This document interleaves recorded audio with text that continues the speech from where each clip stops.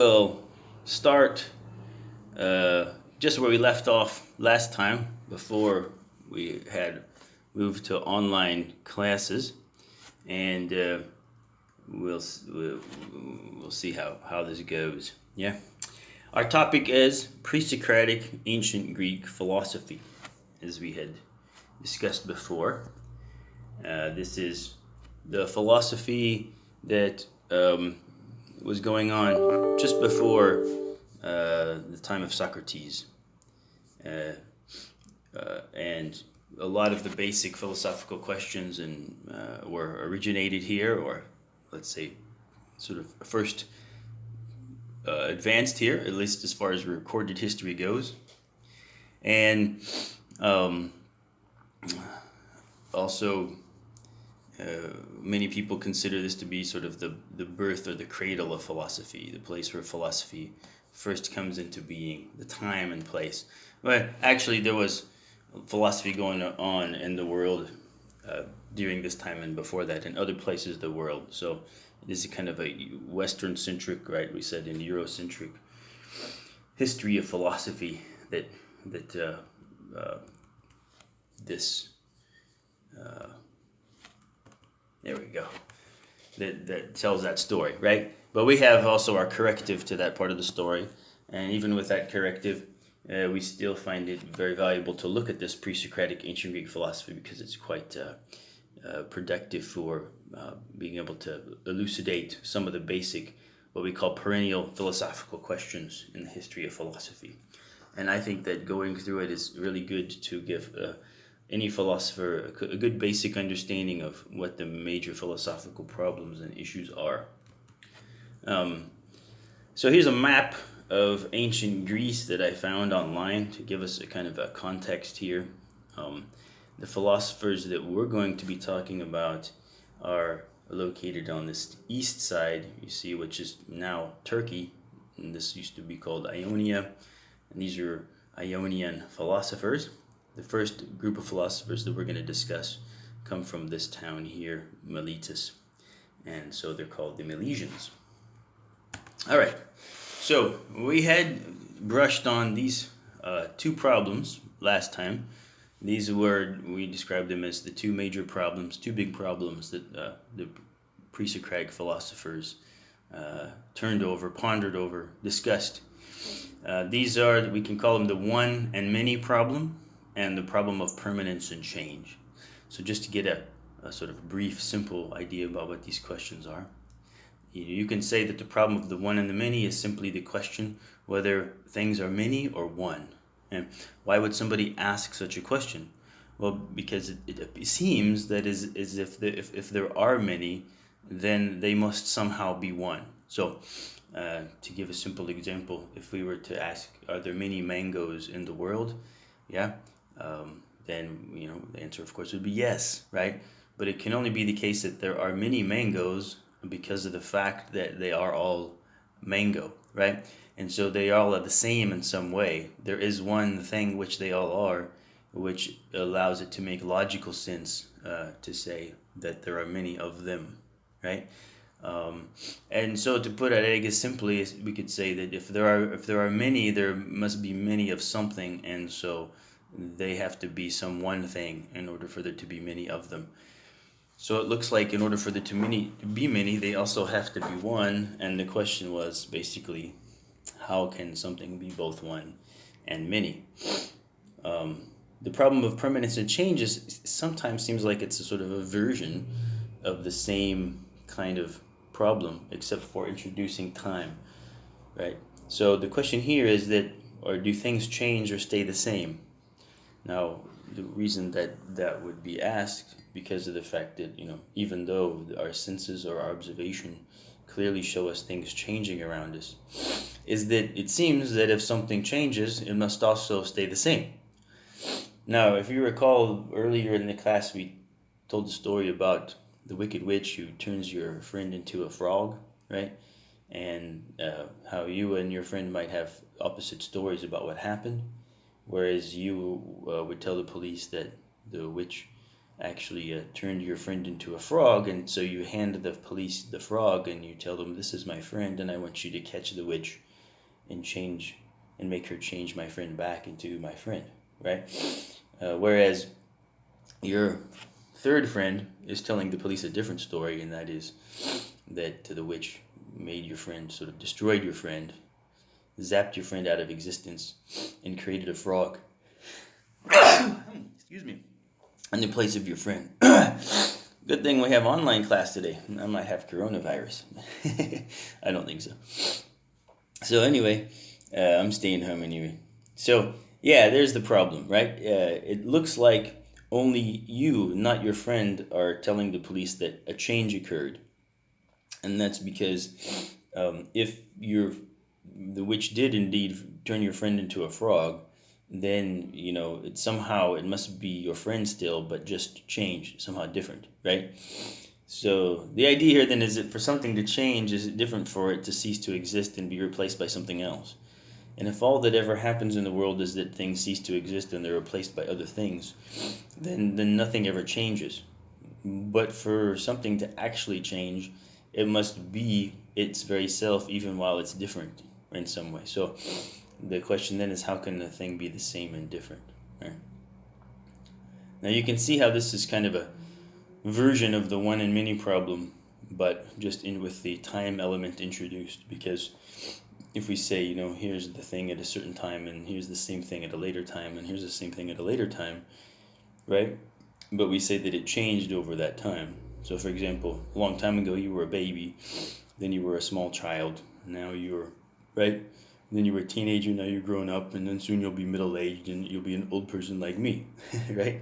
And these are differences, right? So you change because you're the same person, even though you go through all these changes. So it looks like you have, in one sense, many things across time, which are also somehow one thing, right? You have these sort of mini versions of you, if you want to say like that, right? Which are at the same time all you, but at the same time not you, because they're all different from each other. So we have a similar problem as the one in many. Okay. So, well, we kind of deduce or surmise the nature of these problems based somehow on what the philosophers were actually saying. So if we take the first one of the Milesians here, Thales, he's famous for saying that everything is water. And so if we find that somebody was saying that everything is water, well, it's not really interesting. It's not really as interesting that he thinks it's water. It's more interesting why he thinks that everything would be water. And what's more interesting than that is what kind of question he must be asking if he says a statement like everything is water.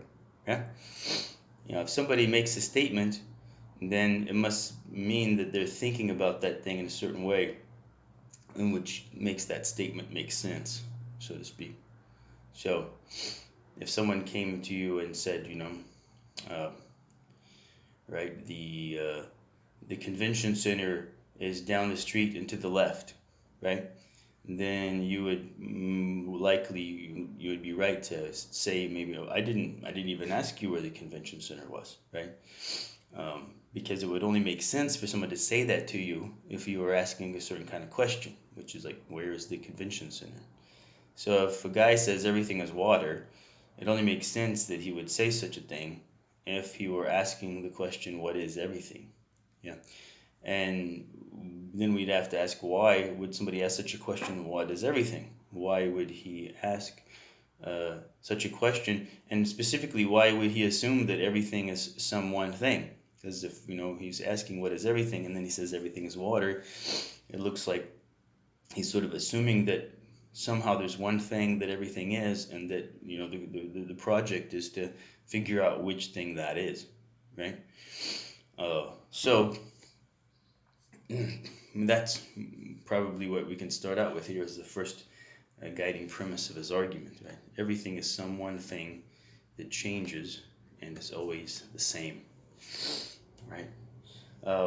Now, well, you can see that he would be thinking that as a way to answer the two questions there that we had, that, the one and many problem and permanence and change, right?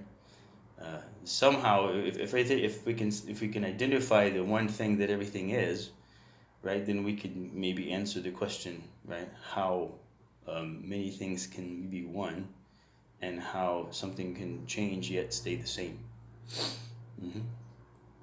Um, so, uh, so Hissa asking everything is emotion. I don't think that's what he means, but interestingly, there are some philosophers later who may be saying something like that. Actually, we're going to find soon something very much like that.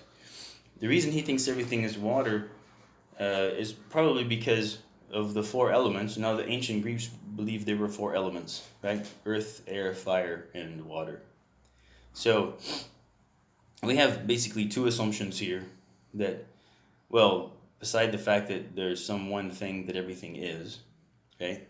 The second is we have the assumption that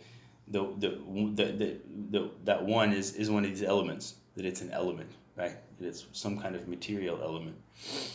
And then the other assumption that there are four of those to choose from. So if we had to choose between one of these four, earth, air, fire, and water, maybe water makes sense because we actually observe water changing into different things, right? So water can be frozen and be ice, or it can be liquid and it can be solid, right? I'm sorry, gaseous and vapor. So here's something which we observe, somehow being many while it's one, and also changing while it stays the same, because whenever it's ice, it's still water. When it's vapor, it's still water. Yeah. So here's the most obvious one for observation's sake, perhaps. Okay, so if we put it that way, then we have this argument. Everything is some one thing that changes and is always the same. Of the four elements, water is the one that stays the same when it changes. Right? Then we have it that which stays the same when it changes is both one and many. And then water is the element that is one and many and stays the same when it changes. So therefore everything is water.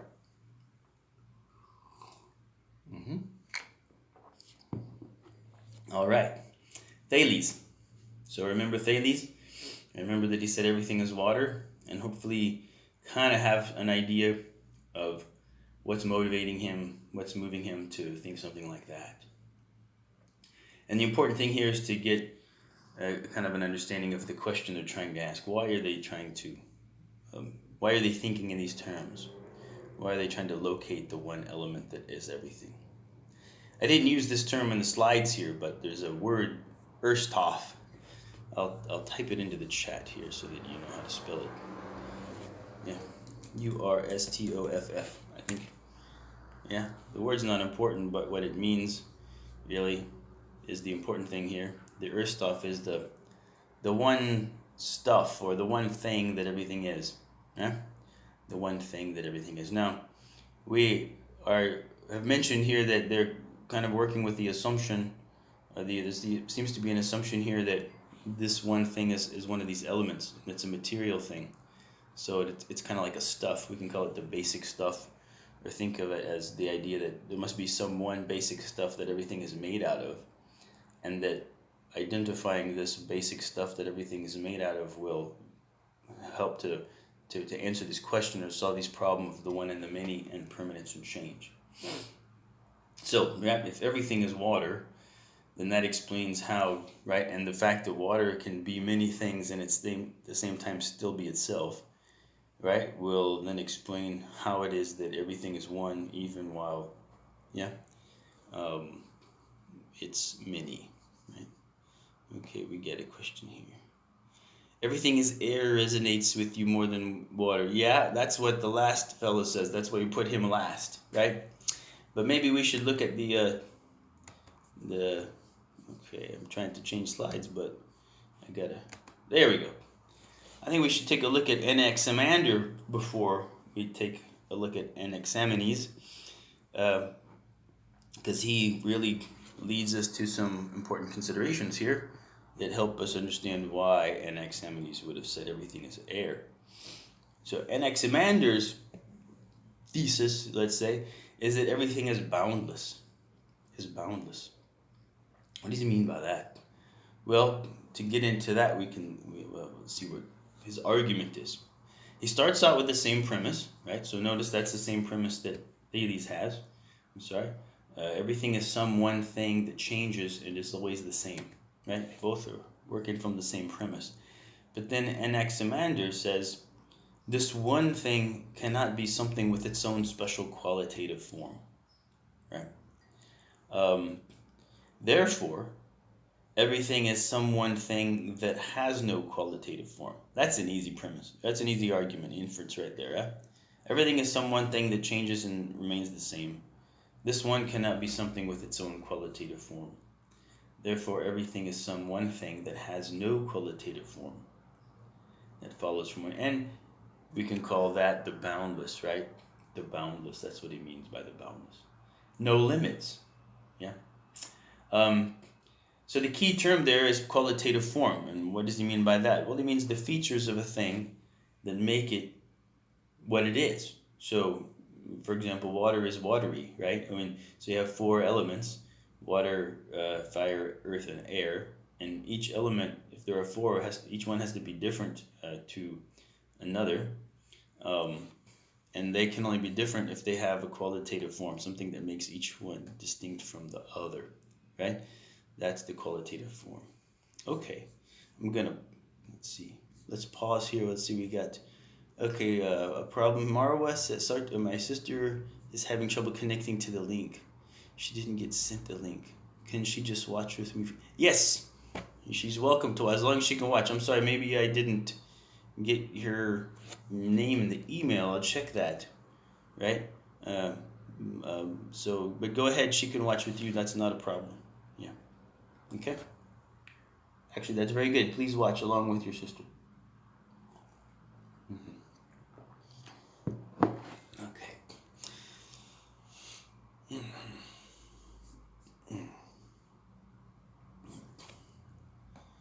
All right, we'll get back to it. Let's see.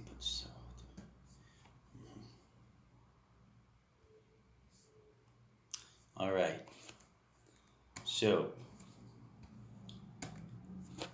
we have to have an argument for premise 2, right? This is why does Anaximander think that the one that is everything cannot be something that has its own special nature or quality or feature or character, right? That differentiates it from other things. That's what we mean by the qualitative form. Yeah.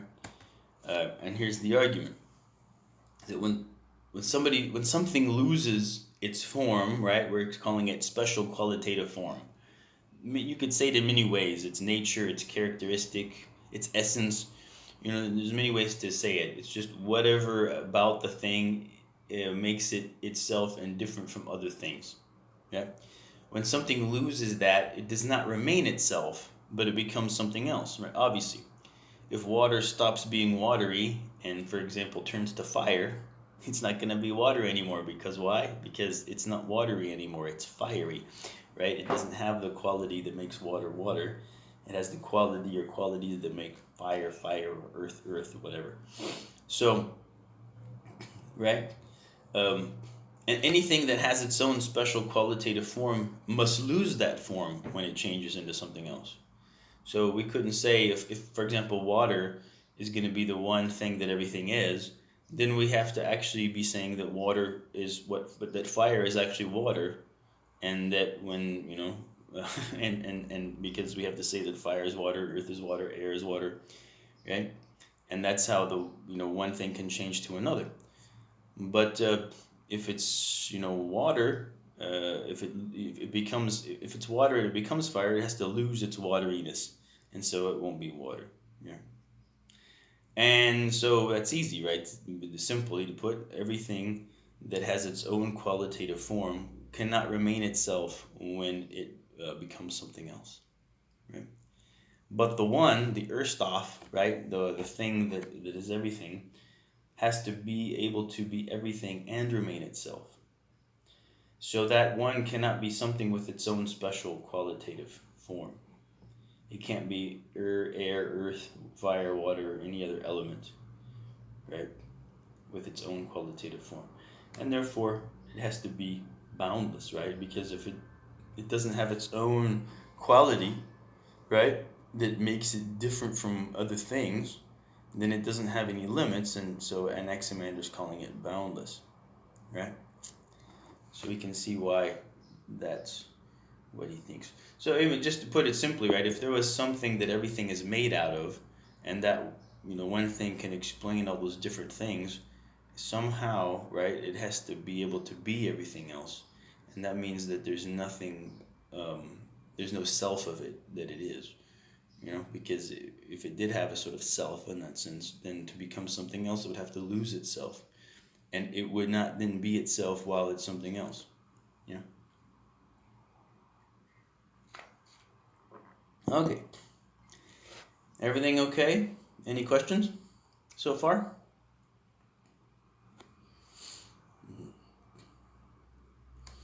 Right, so we'll go on to Anaximenes.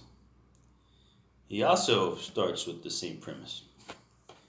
Yeah, but he will arrive at the conclusion that everything is air. Why? Well, he thinks that the boundless is not a thing. That's the problem. So Anaximander is telling us that, right, the one thing that everything is this boundless. But to be something, Anaximenes is saying, is to have some qualitative features that make it what it is. And the boundless has no such qualitative features, and therefore it's not a thing, right? We can't say that, the one thing that is itself, while being everything else, is somehow not having a self, because then it won't be the thing that remains itself while it becomes something else. So it has to have a self in order to remain itself. And if the boundless doesn't have a self by definition, so it can't be the thing we're looking for. Yeah. And Anaximander says the one must be able to be everything and remain itself. That's Anaximander's own premise. So Anaximenes is using here, and then drawing the opposite conclusion, or a different conclusion, and that is that everything must be something, some one thing, with a qualitative form, with a self, with the something that it is, such that it can be everything and remain itself. So instead of saying it doesn't have any special qualitative form or self or nature, it must have a unique, special nature, different than other things, right? And right, that's what he thinks air has. Why does he think air has that?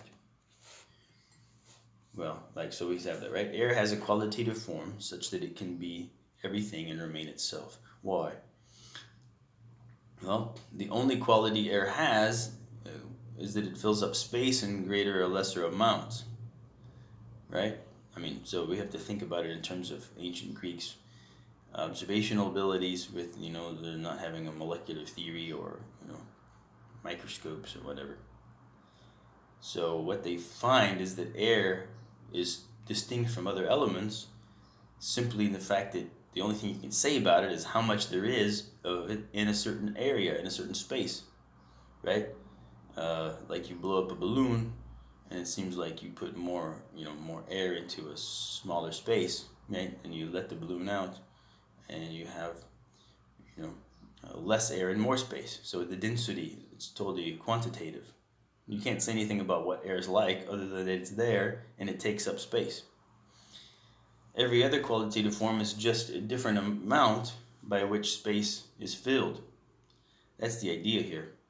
So what we're doing is we're trying to explain qualities and differences in quality in terms of differences in quantity or density.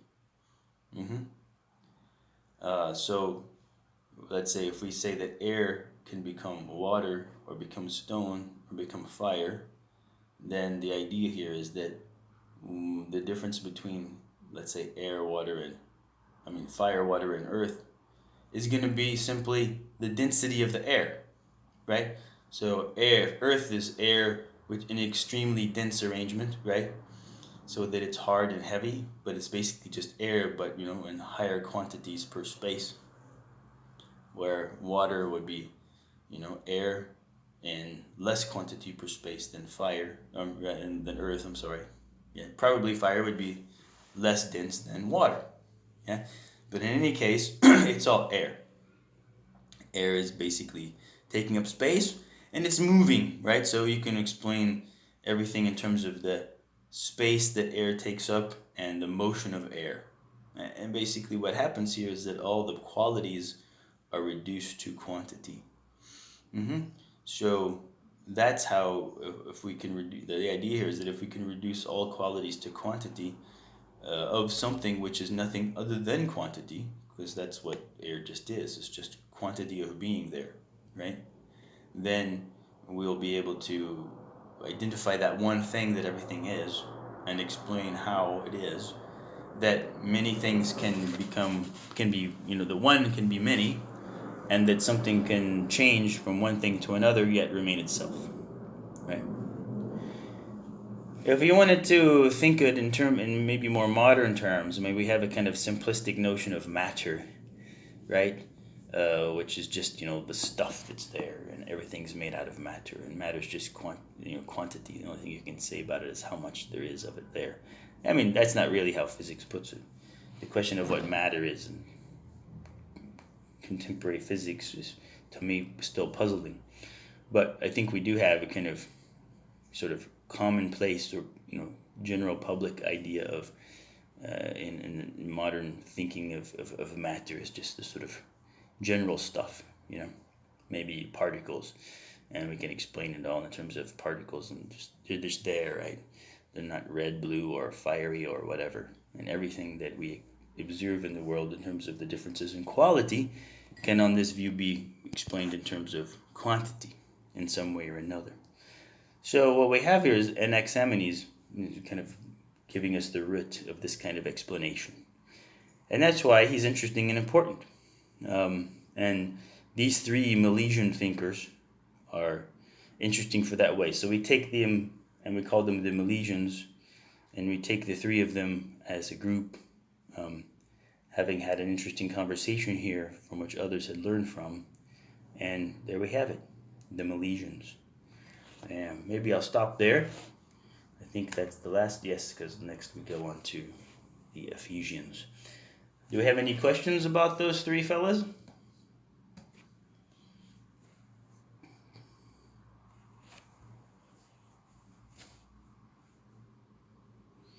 If you have any question, you can just type into the chat and warn us, and then you can, right? No questions, all right.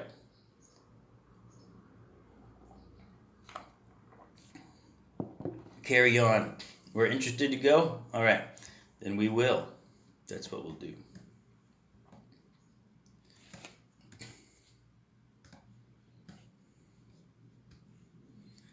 I just need to find a good place to put all these windows on my screen here.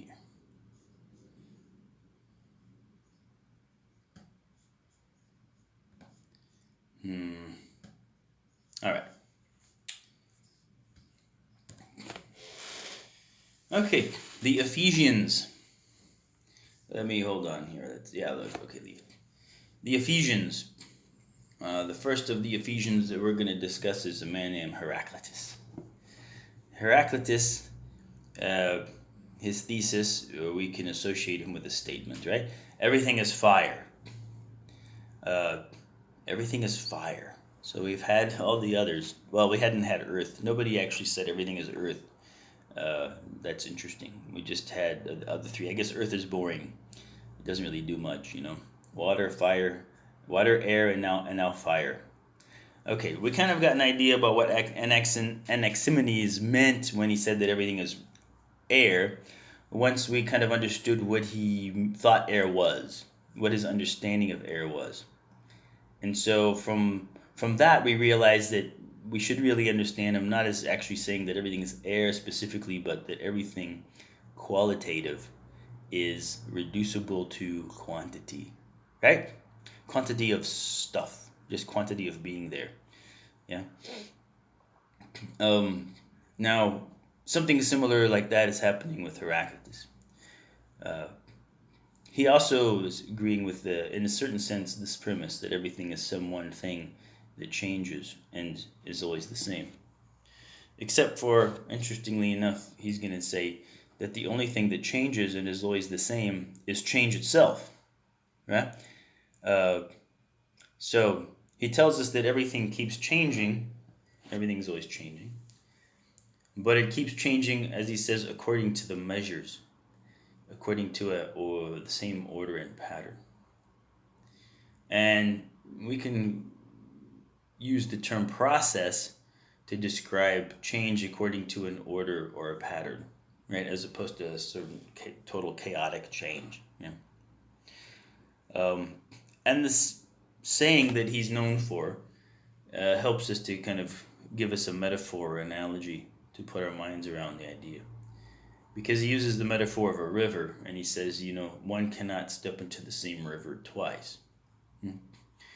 Probably he should have said, given what he wants to say, that one cannot step into the same river once.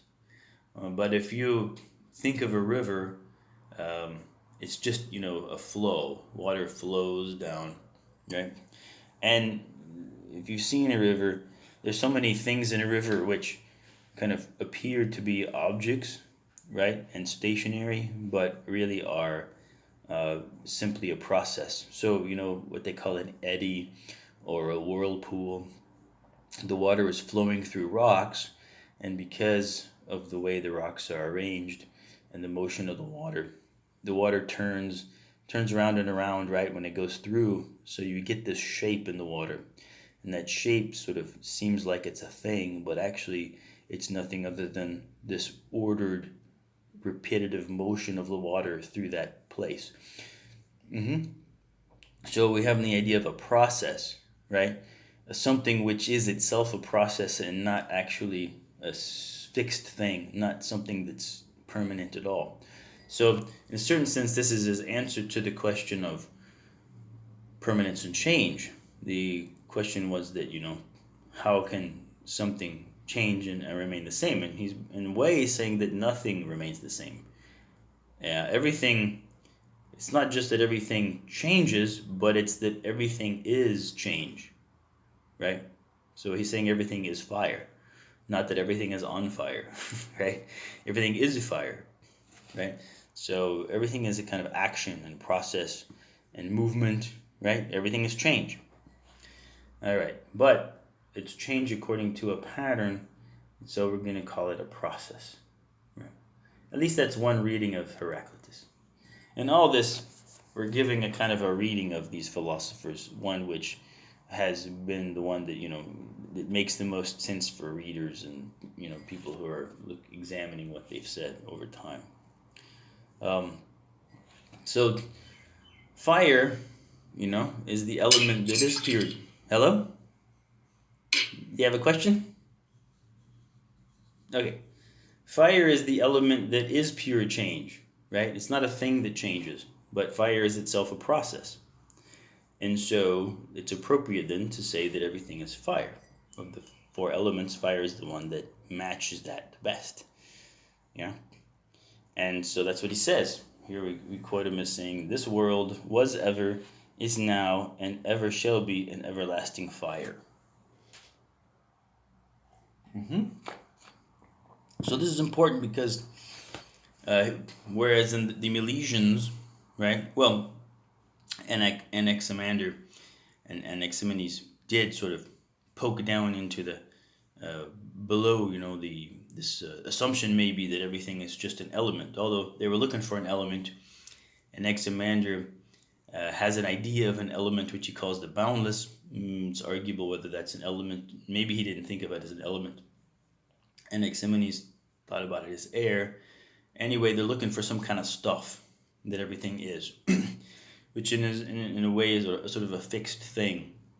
So Heraclitus is making quite an innovation from that, because he's not looking for anything that is everything, right? Because it really, change is not a thing, at least in this normal sense, right?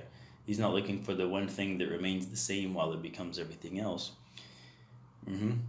But yet it sort of does, right? So maybe he's sort of treating change as a thing instead of and maybe that doesn't make sense. But here he's saying, right, something new. We move from the idea of the one as a material thing to the idea that the one is order or pattern, as an order or pattern of everything. Right? And we can move from that because of the differentiation between the chaotic change and change, as he calls it, according to the measures, change according to an order that is process. So a process is a kind of it's the pattern or order of change. Somehow, right?